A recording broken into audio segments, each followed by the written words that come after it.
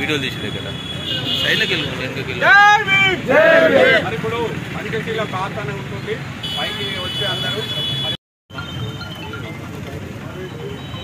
Additional collector Kishore గారు వెంకట స్వామి గారు రాములు గారు కొన్నటువంటి దళిత నాయకులు నేతలు ఇక్కడికి ఇచ్చేసినటువంటి రిప్రజెంటేటివ్ కుటుంబ సభ్యులందరికీ కూడా మరి ఈరోజు 134వ అంబేద్కర్ గారి జయంతి సందర్భంగా దేశవ్యాప్తంగా సంబరాలు జరుపుకుంటున్న సందర్భంగా నిర్మల్ జిల్లా హెడ్క్వార్టర్స్లో కూడా అధికారులతో సమేతంగా అందరూ ఇక్కడ ఈ విగ్రహ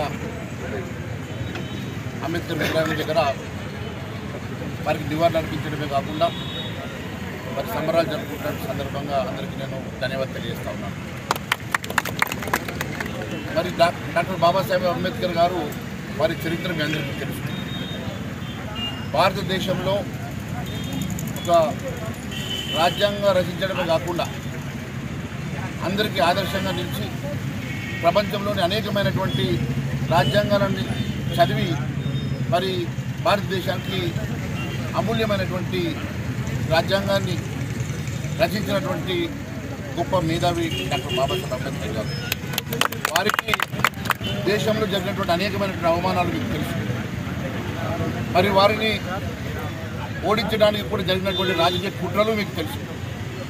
అన్నింటినీ అధిగమించి వారు రాజ్యాంగంలో భద్రపరిచినటువంటి అనేకమైనటువంటి అంశాలు సమానత్వాన్ని ఈరోజు ఈ భారతదేశాన్ని అభివృద్ధి పథంలో నడపడానికి ఈ రాజ్యాంగాన్ని గౌరవించి భారతదేశం ఈరోజు 5వ ఆర్థిక శక్తిగా ఎదగడానికి దోహదపడిందన్న సంగతి నేను గుర్తు చేస్తూ ఉన్నాను. మరి అదే మాదిరిగా వారి గుర్తుగా ముంబైలో 140 ఫీట్ల కాంస్య విగ్రహాన్ని కూడా నిర్మాణం చేసుకుంటున్న సంగతి కూడా నేను తెలియజేస్తా ఉన్నాను.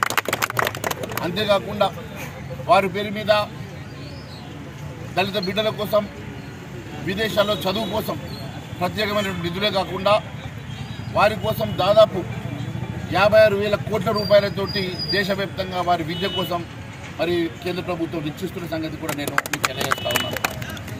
మరి అంతేకాకుండా వారికి జరిగినటువంటి అనేక అవమానాలు మీకు తెలుసు. వారికి భారతరత్న కూడా ఇవ్వకుంటే బీపీ సింగ్ గారి ప్రభుత్వంలో అప్పటి వాజ్పేయి గారి ప్రోద్బలంతో వారికి భారతరత్న ఇచ్చి గౌరవించిన సంగతి కూడా నేను తెలియజేస్తా ఉన్నాను.